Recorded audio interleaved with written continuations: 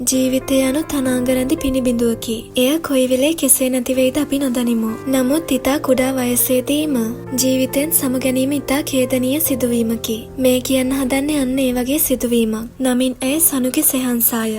ඇය ඉගෙනුම ලැබුවේ විද්‍යාකර ප්‍රාථමික පාසලේ 1B ශ්‍රේණියේය. යාන්තමින් පාසල් ජීවිතයට පතබෝ ඇය ගැන දෙමාපියන් හීන ගොන්නක් මවාගෙන සිටින්නට ඇති. ඔවුන් සිතන්න නැතුව ඇති මේ මල් කැකුල මෙච්චර ඉක්මනට අපිව දාලා ඇයි කියලා. ඇයට මෙච්චර අඩු වයසකදීම ජීවිතයෙන් සමුගන්න සිදු වූයේ පැවති නියුමෝනියා තත්වයකින් නිසා බවයි වාර්තා වුණේ. එය ඉතා භයානක රෝගයක් වුවත් නිසි ප්‍රතිකාර ලබා ගැනීමෙන් එය සුව කරගත හැකිය. එම නිසා දෙමෝපියන් මේ ගැන සැලකිලිමත් වීම අනිවාර්යය. කෙසේ වෙතත් මෑගේ අකල් මරණය පිළිබඳව සමාජ මාධ්‍ය පළ වූයේ ඉතා ශෝකජනක පෝස්ට්ය. මේ තියෙන්නේ අතරින් කිහිපයක්ය. අනේ පුතේ, අපි හිතන් හිටිය අපිට විතරක් ඇයි මෙහෙම දේවල් වෙන්නේ කියලා. ඒත් පුතේ, දැන් ඔයාගේ අම්මා තාත්තත් එහෙම හිතනවා ඇති. දරුවෙක්ගේ වියෝව තරම් දරාගන්න බැරි තවත් දෙයක් මේ ලෝකේ නැහැ. පුංචි දුවේ, ඔයාට මෙවන් අකල් මරණයක් සිදුවීම ගැන අපි ඉතා දුක් වෙමි.